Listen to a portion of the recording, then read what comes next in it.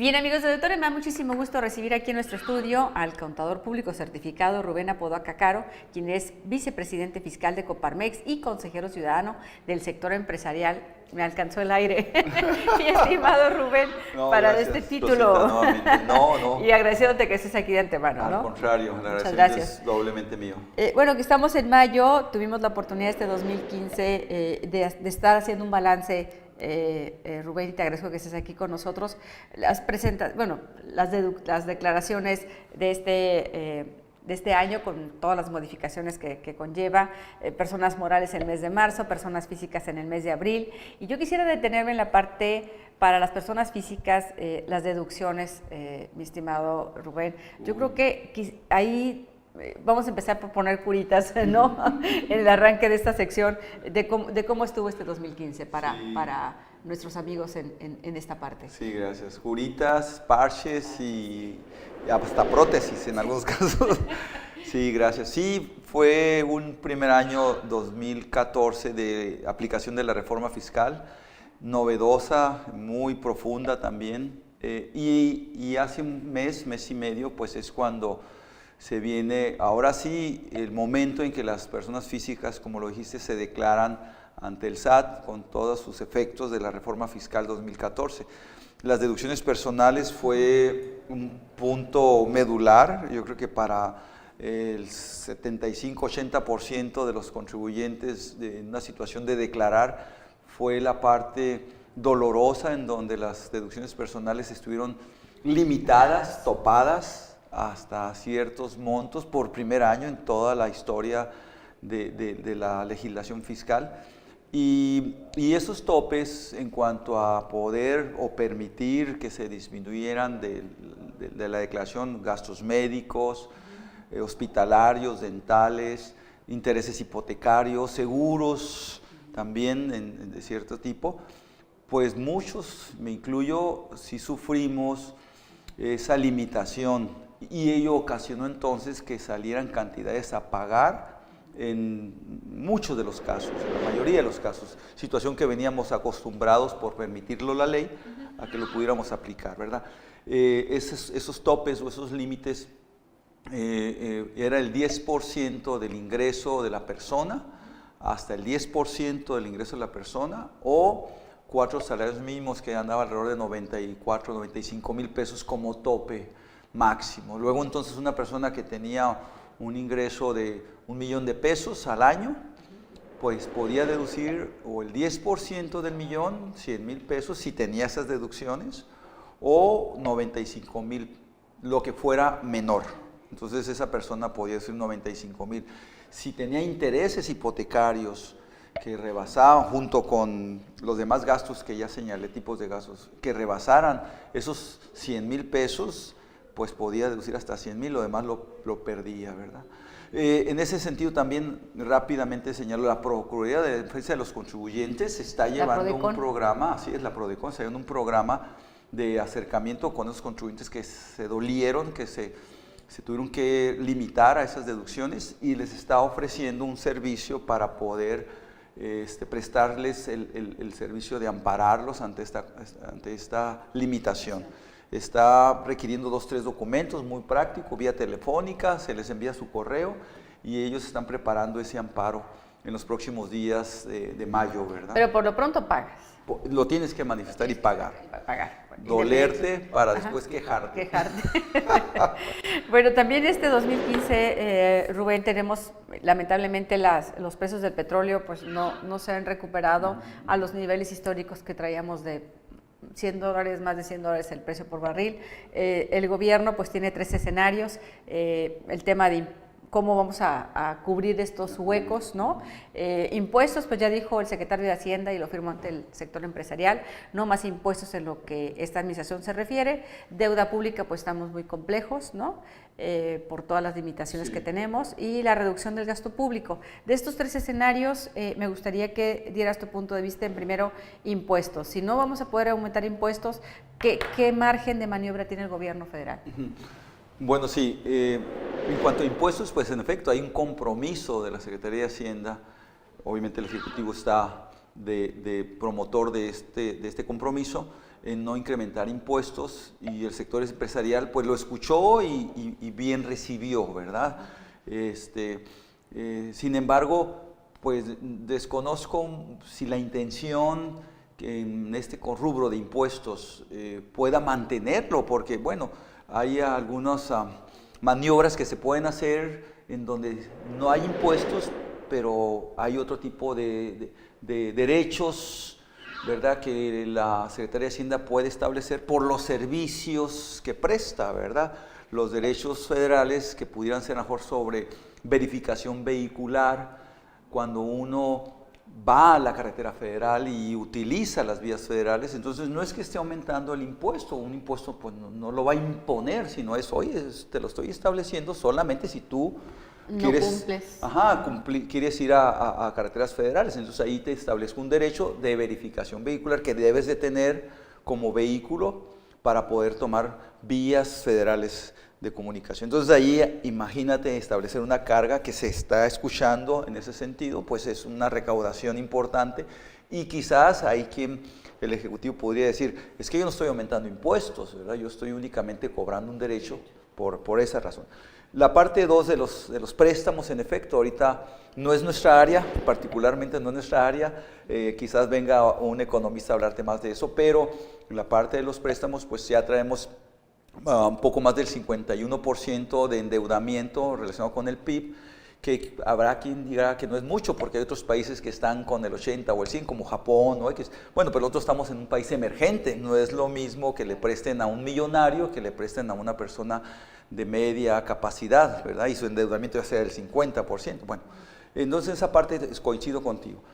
Pero en lo que es el gasto público, ahí ya está declarado. Ahí sí hay un anuncio expreso por parte de la Secretaría de Hacienda en donde dice, le vamos a entrar primero a la reducción del gasto público. Si en el 2015 decidimos restar o disminuir 124,000 millones de pesos, o sea, es el equivalente a 3/4 partes de la reforma fiscal que tuvimos en el 2014, ya también la Secretaría de Hacienda declaró que para el 2016 va a traer una cantidad muy parecida, 138,000 millones de pesos de ahorro en gasto público.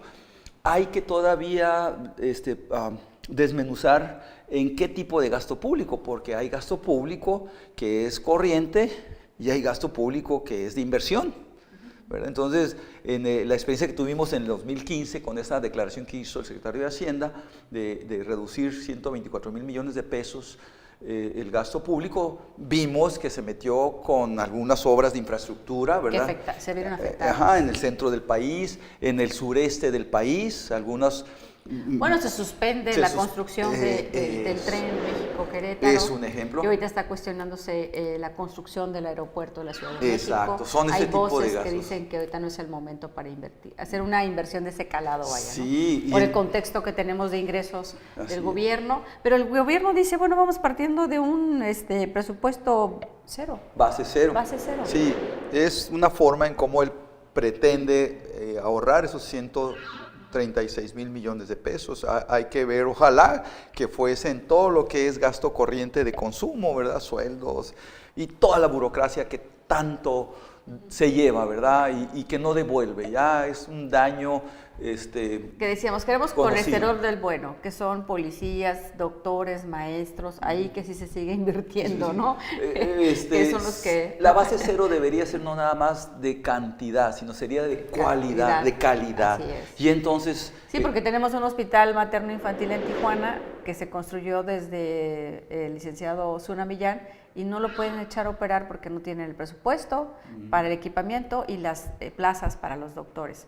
San Quintín tenemos un problema muy serio, hay una cuestión social muy rezagada, no tienen ni siquiera una clínica del IMSS. Y mira que sí les cobran a patrones y a trabajadores. Entonces es ahí donde vemos que se tiene que hacer esta reestructuración. Sin embargo, en este análisis, Rubén, que recientemente hacíamos aquí en un coloquio en Mexicali, sobre este tema del federalismo y el centralismo, ¿no? Entonces, aquí decimos, bueno, esta administración arrancó con decisiones muy centralistas que están chocando contra el federalismo que veníamos, y no solamente en la parte fiscal, en que diga, bueno, ya concentro todo, los estados no cobran nada, excepto que me mandan nada más cuando me tardo en pagar mi notificación, utilizan al personal de la Secretaría de Planeación y Finanzas. Para ir a volar. Para venir a recordar que tengo que pagar. Sí. Pero nos quedan 2 minutos para cerrar ideas. En ese punto, fíjate que sí nos taladran en la mente de que la recaudación del país es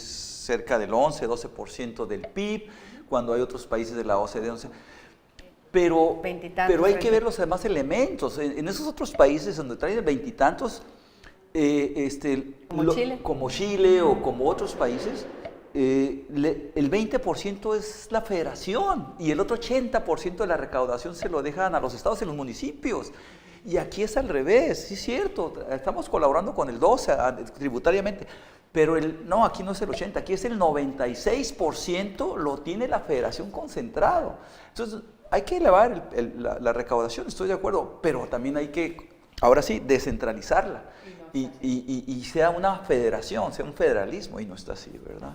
Es algo que nos juegan con un solo elemento y nos taladran la mente con un solo elemento, pero los demás elementos no los dan a conocer. Y lamentablemente, ¿sabes qué, Rubén? Y digo, y es triste porque ves en los discursos de los candidatos a las diputaciones federales, lamentablemente ni traen el discurso y muchos de ellos ni lo entienden. No, hablan de reducir el IVA y no dudo, puede hacer si se compone una legislación, una legislatura, pero no es el caso, tiene que ser algo más integral, ¿verdad? Eso del IVA en alimentos y medicinas, que yo en lo particular y ¿crees que vaya? Con otros, lo van a tener en la manga como un elemento si el petróleo se nos va a 20 quizás, ¿verdad? Y no va a ser una propuesta del Ejecutivo porque él ya tiene un compromiso, quizás venga del Legislativo, del partido dominante en la nueva conformación quizás, entonces diga, yo no lo dije, lo dijeron los legisladores, pero no debería de entrar en ese esquema porque lo único que logra es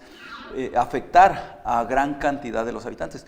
Mejor dejarlos exentos. Alimentos y medicinas es una propuesta que existe en la parte pensante de manera tributaria, en donde se les deja exentos alimentos y medicinas y eso ocasiona que se taponeen las devoluciones de IVA. Que son millonarias. Son 200,000 millones de pesos, Rosa. Sí. O sea, estamos hablando del equivalente a la reforma fiscal tan grande que hubo en el 2014, anuales, 200,000 millones de pesos.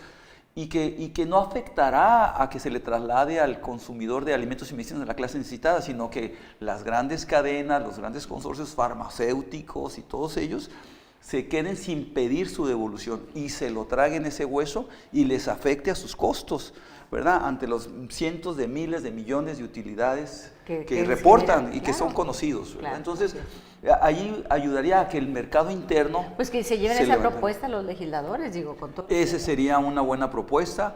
Claro, pisarían muchos intereses económicos de los grandes consorcios. Digo, entendemos el lobbying que pueden hacer esos grupos, pero pues también que se pongan del lado de... ligados a los políticos que están amarrados con esos grandes consorcios. Ojalá que si quieren participar, hacer patria, esas son las propuestas que necesitamos que se hagan. Ojalá que nos escuchen mis amigos los candidatos a diputados. Rubén, te agradezco muchísimo tu participación. No, al contrario, Rosita, como siempre, muy amable. Estamos a la orden en la comisión y en los organismos en los que estamos participando. Así es, pues te convocaré próximamente, porque tenemos el tema del FIDEM. Todavía. ¿No? Todavía, sí. Claro. Vamos a ir a mensajes, amigos del auditorio, y volvemos con los amigos de Honda para presentarnos el totalmente único HR-V. Comienza una nueva era, el lanzamiento en este próximo jueves 21 de mayo aquí en Mexicali en este 2015. Volvemos.